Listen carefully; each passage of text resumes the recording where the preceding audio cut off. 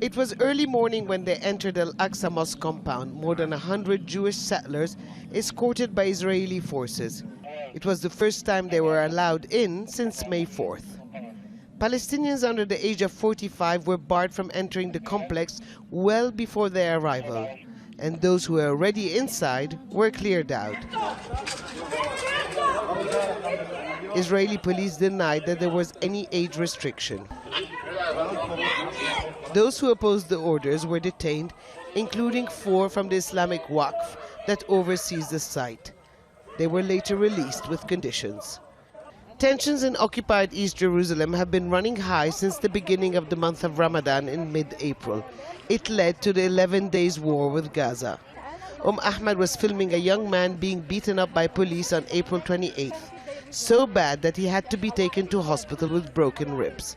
In the mayhem, she didn't realize it was her son Ahmed. I only found out it was him after the ambulance took him away. Imagine I was filming and didn't realize it was my own son. He's not a troublemaker. When he sees a soldier, he walks off. He was sitting here on the steps. He didn't do anything. Border guards are stationed in 3 locations overlooking Damascus Gate, the main entrance to the old city. Here, tempers flare up at a short notice. 2 teenagers were held as we were standing by.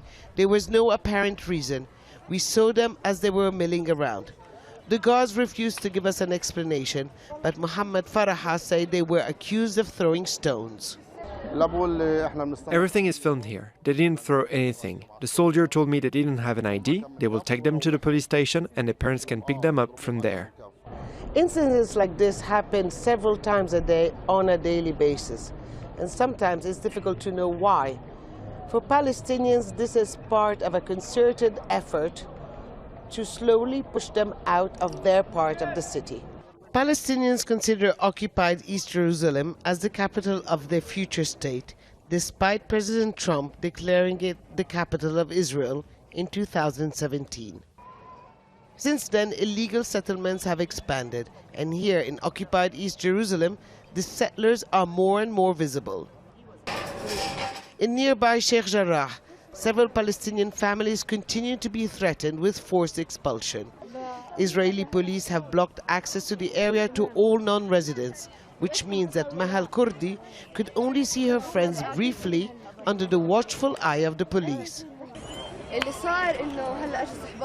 My friends came to visit, but they're not allowed past this checkpoint. But Jews are allowed to move freely. If we go out, we risk not being allowed to come back home. So I speak to my friends from behind the checkpoint.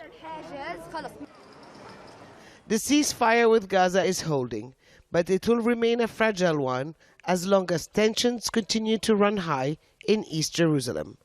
Huda Abdel Hamid, Al Jazeera in occupied East Jerusalem.